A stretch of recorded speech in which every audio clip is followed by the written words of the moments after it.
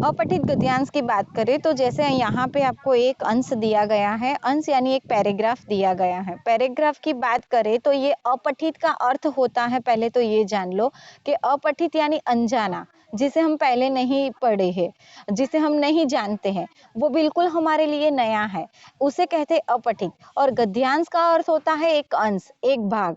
एक भाग ऐसा है जो हमारे लिए बिल्कुल अनजाना है, उस पैराग्राफ को हमें पढ़ना है, वहां पे उसको समझना है और उससे कुछ क्वेश्चन निकाले हैं, उससे कुछ प्रश्न निकाले हैं, उन प्रश्नों को समझना है और उसी गद्य में से हमें उसके उत्तर जो है वो ढूंढकर लिखने है। जैसे कि यहाँ पे देवांशी ने अभी रीड किया कि सोना जंगल में पकड़कर लाई गई थी, उसका सुनहरा रंग और रूप बहुत सुंदर था। सुनहरे रेशम के लच्छों की गांठ के समान उसका कोमल और छोटा शरीर था, यानी अच्छी दिखती थी। छोटा सा मुंह और बड़ी बड़ी आंखें, लगता था कि आंखें अभी छलक पड़ेगी। लंबे कान थे, पतली सुडौल टांगे थी, यानी मजबूत टांगे थी लेकिन पतली थी। टांगों में बिजली की गति भरी थी, यानी वो स्पीडली फास्ट झड़प से वो दौड़ सकती थी। सब उसके रंग रूप से प्रभावित थे, अट्रैक्टिव थे।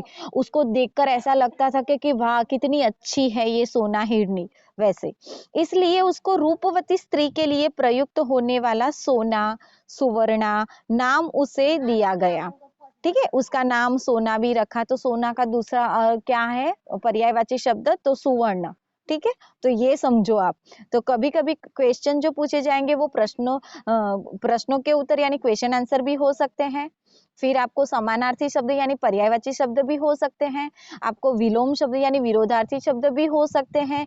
कभी कभी कोई मुहावरा पूछा गया, उस गद्य में कोई मुहावरा आया है तो वो मुहावरा भी हो सकता है। लोकोक्ति भी साथ में आ सकती है, तो उस चीज का आपको ध्यान रखना है। जितनी भी चीजें पूछी जाएगी तो याद रखना कि उस गद्य के पहले शब्द से लेकर अंतिम शब्द के अंदर जितनी चीजें आएगी वही आपको उसको ध्यान रखकर पढ़ना है। अपने बड़े झुंड से अलग होकर बहुत दुखी थी। अ, हरि हरिण शावक की इस पीड़ा से कोई अपरिचित नहीं था।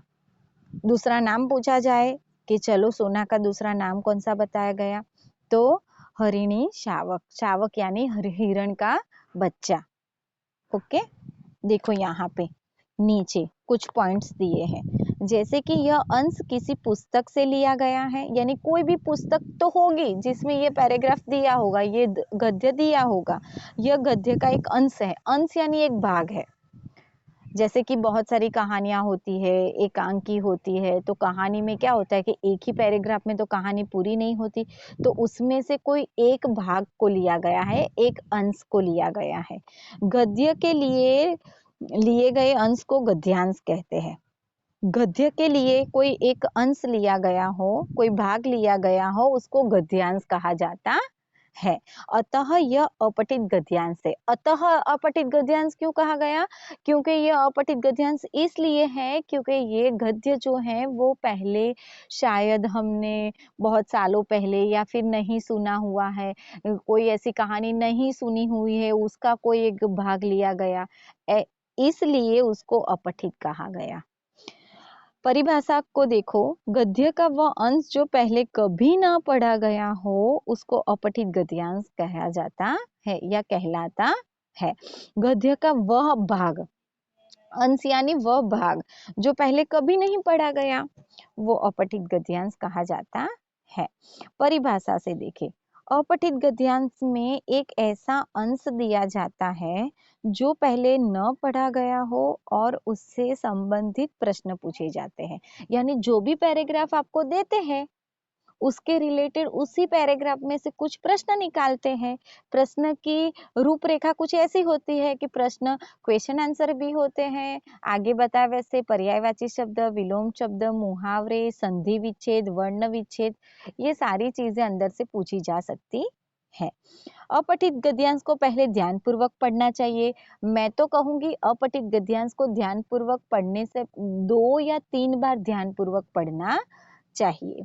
ये आपकी एग्जाम पेपर का ये पार्ट ऐसा है कि वो अंत में पूछा जाता है, रचना में पूछा जाता है, पार्ट सी में पूछा जाता है। यानी इसके लिए आपके पास समय है, उस समय का सदुपयोग करना है और समय का सदुपयोग करते हुए आपको इसे अच्छे से 2 या 3 बार इस गद्य को पढ़ना चाहिए। जैसे कि गद्य को हम जब पढ़ते हैं तो उसके बारे में जो प्रश्न पूछे गए हैं उसके उत्तर उसी के अनुसार देने चाहिए। उसी के अनुसार कहाँ से दोगे? तो उसी गद्य में से दोगे। उसी गद्य को जब आप ध्यानपूर्वक पढ़ोगे तो किस तरीके से उसके प्रश्न पूछे गए हैं वो आपको पता चलेगा। प्रश्नों के उत्तर देते समय भाषा की शुद्धता का ध्यान देना चाहिए। जब आप किसी प्रश्न का उत्तर दे रहे हो तो देते वक्त आपको क्या करना है? उस प्रश्न के उत्तर का, उसकी भाषा का ध्यान रखना चाहिए। भाषा शुद्ध एवं सरल होनी चाहिए। भाषा का जिस भाषा से आप उसका उत्तर लिख रहे हो तो अंत में आपको पूर्ण विराम लगाना भी नहीं भूलना है। बीच बीच में अल्प विराम आते हैं तो वो भी लगाना चाहिए। कहीं पे आश्चर्य आया तो वो भी लगाना चाहिए। जितना पूछा जाए, आपको प्रश्न के अंदर जितना मांगा है, 1 वर्ड मांगे तो 1 वर्ड में लिखो, थोड़ा लंबा मांगा है तो लंबा लिखो, संक्षिप्त में मांगा है तो ना छोटा ना बड़ा, अच्छे से लिखो। तो उसका प्रश्न जो पूछा जाए उसके हिसाब से उसका उत्तर पूरा लिखना चाहिए। भाषा सरल और स्पष्ट होनी चाहिए। जब आपकी लिखावट के रूप में आप जब उत्तर लिखते हो तो आपकी भाषा जो है वो स्पष्ट एवं सरल होनी चाहिए। इसे कहते हैं अपठित गद्यांश यानी कॉम्प्रिहेंशन। आपने कॉम्प्रिहेंशन नाम सुना होगा, इतने सालों से पढ़ते भी आ रहे हो। तो ये है हमारे सामने एक गद्य जो हमें दिया है पेज नंबर देखो 142 पे। ध्यानी दोषी ये पैराग्राफ पढ़ो तो बेटा।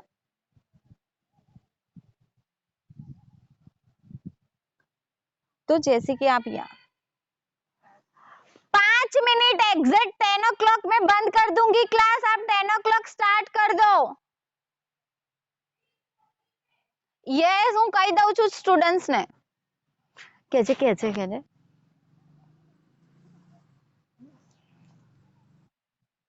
2 मिनट बिगाड़ दी मेरी वापस से। चलो उसी पैराग्राफ में ध्यान दो। एक धनी सेठ था, अत्यंत विनम्र और उदार था, धर्मपरायण इतना इतना कि कोई साधु संत उसके द्वार से निराश न लौटता। भर पेट भोजन पाता, भंडार द्वारा सभी के लिए खुला था, जो हाथ पसारे वही पाए। सेठ ने बहुत से यज्ञ किए थे और दान में न जाने कितना धन दीन दुखियों में बांट दिया था। पर सब दिन होत न एक समान। देखो क्या आया, कहावत आई वहां पे। देखो अकस्मात दिन फिरे और सेठ को गरीबी का मुंह देखना पड़ा। संगी साथियों ने भी मुंह फेर लिया। ऐसा ही होता है जब कोई इंसान की गिरावट यानी मीन्स वो गिरता है ना तो उससे सब लोग मुंह फेर लेते हैं। नौबत यहाँ तक आ गई कि सेठ एवं सेठानी भूखों मरने लगे, यानी उनको खाने में की लाले पड़ गए। ये शब्द का प्रयोग कर सकते हो आप। उन दिनों एक प्रथा प्रचलित थी, यज्ञों के फल का क्रय विक्रय हुआ करता था, यानी यज्ञ करने का। छोटा बड़ा जैसे यज्ञ होता उसके अनुसार मूल्य मिल जाता। जैसे आप ब्राह्मण जाति के हो और आप यज्ञ करते हो या करवाते हो या किसी की मदद करते हो तो उस वक्त थोड़ा मूल्य मिल जाता था, यानी वेतन मिल जाता था। जब बहुत तंगी हुई तो एक दिन सेठानी ने कहा, न हो तो एक यज्ञ फल पुष्प ही बेच डालो। यज्ञ जहाँ होता है, मंदिर जहाँ होता है, वहां पे फूल पुष्प बेचने हैं। देखो उसके रिलेटेड कुछ क्वेश्चन निकाले हैं, उत्तर भी दिए हैं। जैसे धनी सेठ का स्वभाव कैसा था, धनी सेठ की धर्मपरायणता स्पष्ट कीजिए। तो उत्तर भी दिया है कि उनके द्वारा से कोई भी साधु संत निराश न लौटता, भरपेट भोजन पाता, भंडार द्वारा सभी के लिए खुला था, जो भी उसके पास कुछ न ले आता उसे वही मिलता। प्रश्न 3, सब दिन न होते एक समान। लोकोक्ति का अर्थ बताइए। जीवन में उतार चढ़ाव आते रहते हैं, हमारे जीवन में सारे दिन एक जैसे नहीं होते। दुख के बाद सुख और सुख के बाद दुख का समय वही चलता रहता है या आते रहते। सिंपल लिख दो। प्रश्न 4, उन दिनों कौन सी प्रथा चल रही थी? तो उन दिनों प्रथा प्रचलित थी कि यज्ञों के फल का क्रय विक्रय होता था। गद्यांश से कोई दो विलोम शब्द खोज कर लिखे, क्रय तो विक्रय, छोटा तो बड़ा, आपको खुद ढूंढने हैं, उन्होंने पूछा नहीं है, खुद ढूंढने हैं। वैसे समानार्थी पूछे तो वो लिखने हैं। कहावत भी आ सकती है, मुहावरे भी आ सकते हैं, वर्ण विच्छेद भी आ सकता है, संधि भी आ सकती है, क्वेश्चन आंसर भी आ सकते हैं।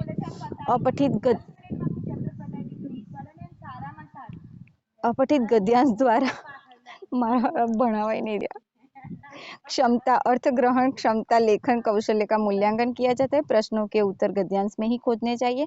प्रश्नों के उत्तर गद्य की भाषा में न देकर अपनी सरल भाषा में देने चाहिए। यह शीर्षक पूछा जाए तो पूरे गद्य के आधार पर शीर्षक भी देना चाहिए। शीर्षक का अर्थ होता है उसका नाम बताना चाहिए उस पैराग्राफ के हिसाब से।